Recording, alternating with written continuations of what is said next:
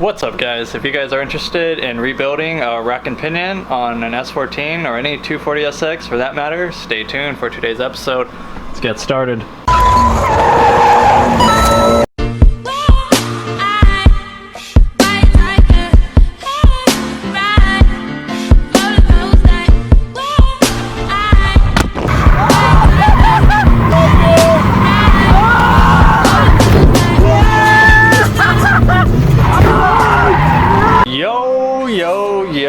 What is up guys? Nick Nakai here, Let's Drift Media. Thank you guys so much for coming back to the channel. If you're new to the channel, please hit that subscribe button. Today's episode we're going to be rebuilding my rack and pinion on my S14. I've been wanting to do this for some time right now, or for some time, because it's been leaking from this side pretty bad. And yeah, it's pretty much just been leaking like crazy, and my steering has been getting a little bit difficult. I'm hoping this will fix it, because I already did rebuild my power steering pump and still had the same results.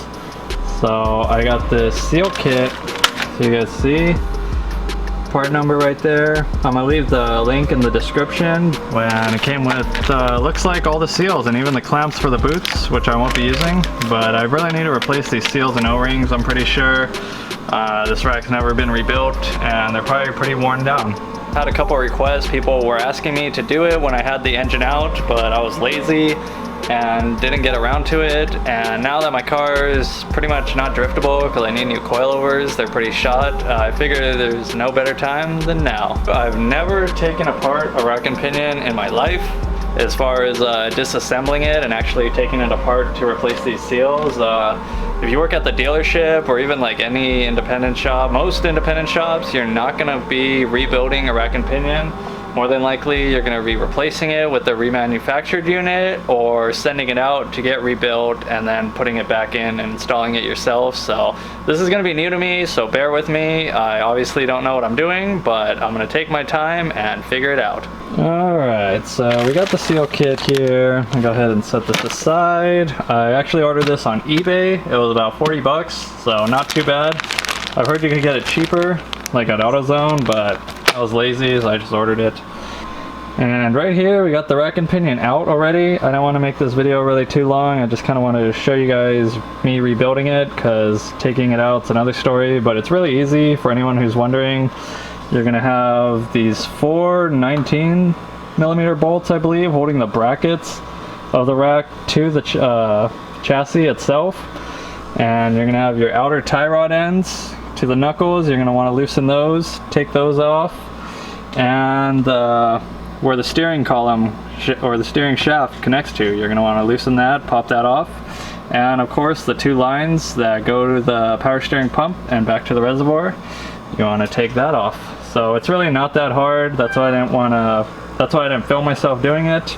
And word of advice, if you're going to be rebuilding this rack, is loosen these inner tie rod ends or inner tie rods while it's in the car. So I did, however, kind of disassemble what I could the other day while I had it out. That was this piece right here, went in there, and this spring and two washers which went on top of it. Oh my god, I need some gloves. Alright, much better. So we had this piece. I'm just going to be calling things pieces and parts because I don't really know the names of these internal parts. So that was sitting in there like that with that spring, and along with these two washers. When you take it apart, keep in mind one is thicker than the other. So the thicker one was in there first and the thinner one was on the outmost part. So that was sitting around there, kind of like that. Like that. And then of course we had this piece that was compressing it in there, which was bottomed out, I believe, and then this lock nut was just holding it in place to there. So I went ahead and took that off. I took off the hard lines. Those were just 10mm. Pretty self-explanatory where they go. You can only put those one way. And this outer piece kind of got sheared up. Hopefully it goes back in, guys. We'll find out. I'm gonna have to clean that up. But this I also loosened while I was on the car, because I didn't want to fight it on the workbench. So then I got to here and I was going to keep going, but we got these E-Torx sockets or E-Torx screws that I didn't have my E-Torx sockets. So these are E10 bolts. There's 3 of them holding this on. You need to take those off to pull this off so you can pull this shaft out and start replacing the seals. So now that I got the tool from work, we can get started.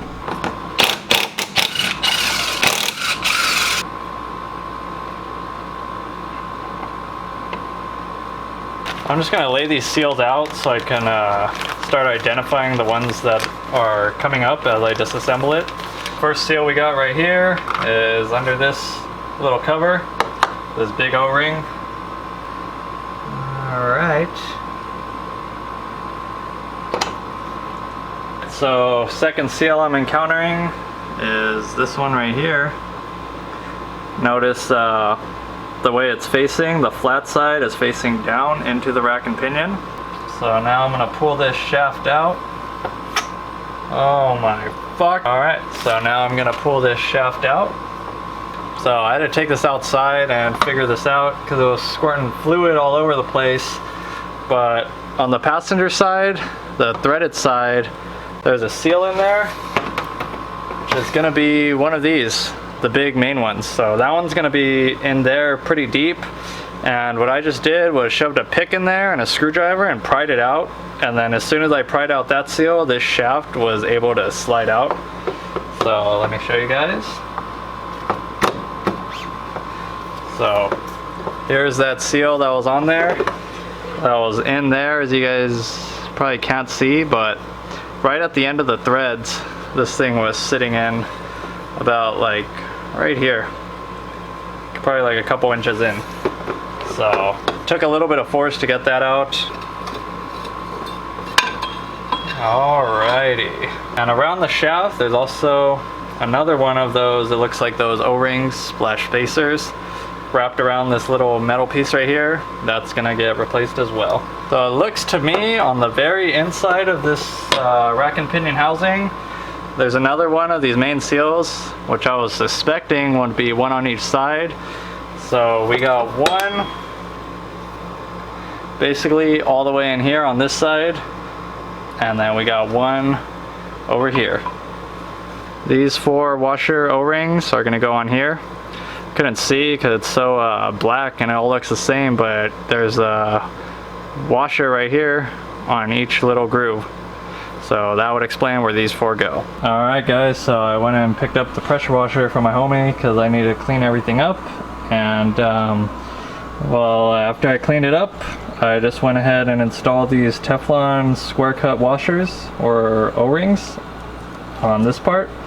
Apparently you're supposed to use a special tool, but I just greased the fuck out of them and kind of put them on by hand, stretching it around. I don't know if that's probably not the proper way to do it, but I test fitted it into this and it still fits in there flush and feels pretty solid in there, so we should be good. The only thing I gotta do now is push out this main seal from the inner rack and pinion, which I'm trying to figure out how I'm going to do that right now with the limited tools I have. The last seal I got to replace is this one in here. So I found a spark plug socket that's pretty flush in there. Hopefully it'll pop out that bearing and pop out that seal.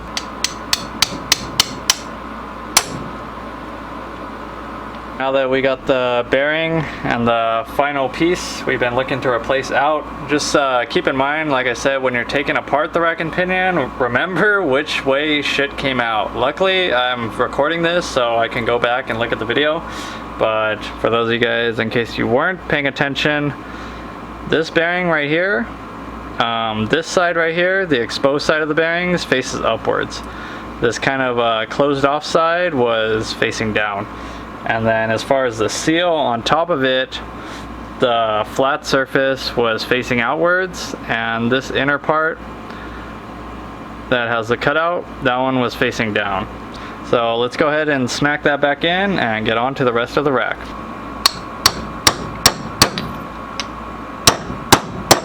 Well, I was able to press that bearing and seal back in with I believe a 19mm socket. It fit right in the inside, and I put the seal in there the way I wanted it in the bearing, and then just smacked the seal with a hammer and smacked the bearing and the seal in at the same time. So next seal I'm gonna go ahead and throw on was this, it had an O-ring and a Teflon ring around this center shaft right here. One thing I do recommend when you're rebuilding this rack is get some grease, some red grease that's safe for rubber components, so you can put these seals and O-rings on without damaging them. So this one's gonna be the super easy one because it's just a rubber O-ring. So I'll go ahead and slide that on. Sit in there, nice. Now this one's a little bit trickier. You have to use some force since I don't have no special tools they require. I'm just doing this out of the garage like most of you guys who are probably watching this, or out in the driveway.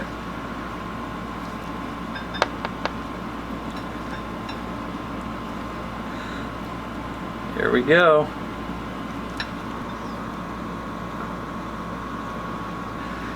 Alright, so just like that, with a little bit of manpower, we got both O-rings, or one O-ring and the Teflon washer on.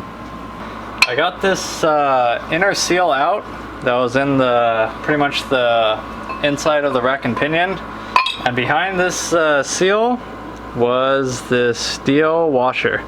So what I went ahead and did was just grabbed an 18mm socket and an extension. Preferably if you have a longer one at home, it would be ideal, but this 18mm fits right down in the rack and pinion perfectly.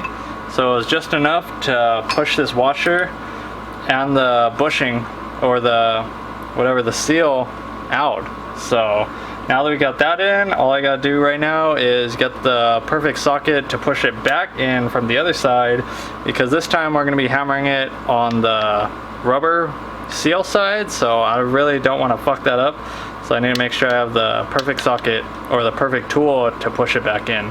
So I was able to get that steel washer back in the rack and pinion just using the shaft, because I don't have really that much tools here at home. A lot of my tools are at work, so this shaft is the perfect diameter because it fits right through the rack and pinion.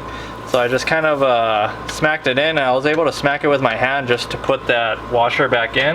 I'm gonna try and do the same thing with the new seal and see if that works. So let's go.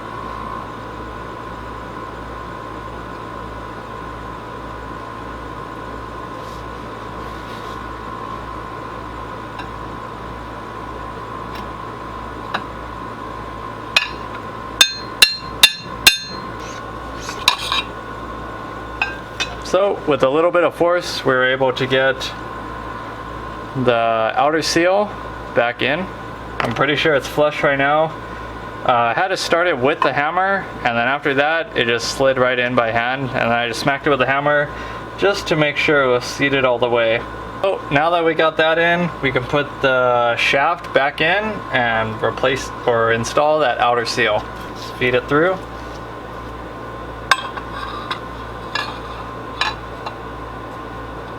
Once you got the shaft fed through, then you're going to want to install this last outer seal. Keep in mind when you do install the seal, you're going to see the threads right here, and they end basically like a centimeter away from this hardline outlet. You don't want to go past the outlet. You want to stop right basically after where the threads end. So once you got the shaft in, you got the main seals on both sides secured. Just gonna put the one seal right here and insert the pinion back in there and button this thing up. So this seal right here, I was able to push in by hand. Really didn't require too much force. As long as you grease it up, you should be able to push it in by hand too. And now we're able to put the pinion shaft back in with our new Teflon washers.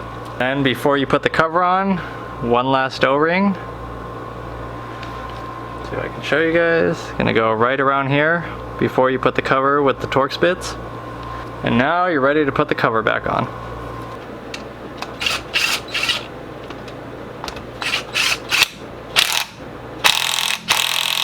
So once you got it almost all assembled, you can reinstall that outer piece right here. I'm just gonna put it on as tight as I can by hand, but more than likely I'm gonna have to torque it down once it's in the car. So now I'm just gonna reinstall the hard lines and set the pre-tension on this piece.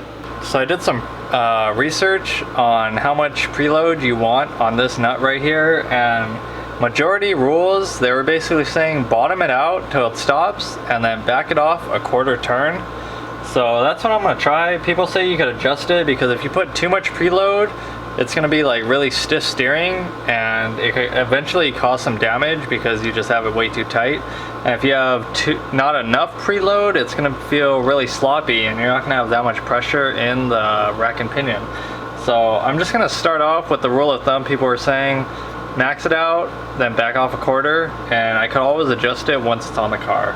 Alright, so we got the rack and pinion all rebuilt to what I think. I still need to tighten this nut, but it's pretty stripped, so I'm going to wait till it's in the car to really tighten that bolt down, or that nut, whatever you want to call it. Alright guys, well that's kind of it for today's video. I still need to throw the rack in the car and make sure it works. Pretty sure it'll work, so I don't know if this was kind of like a how-to video or kind of you just watching me attempt to rebuild the rack. So I'll let you guys know how it goes. I'll of course put an update video in. Hopefully I helped you guys out, and hopefully maybe you guys won't be so scared to take apart your rack and pinion now. Let me know in the comments if you guys have any suggestions, things I did wrong, things I should have done, shit like that, because I'm sure I did a lot of things wrong, but hey, if it works, it works. So make sure you subscribe to the channel. I'm really trying to grow my YouTube, guys. Hope you guys dig the content and stuff. So till next time guys, catch you guys later. Peace!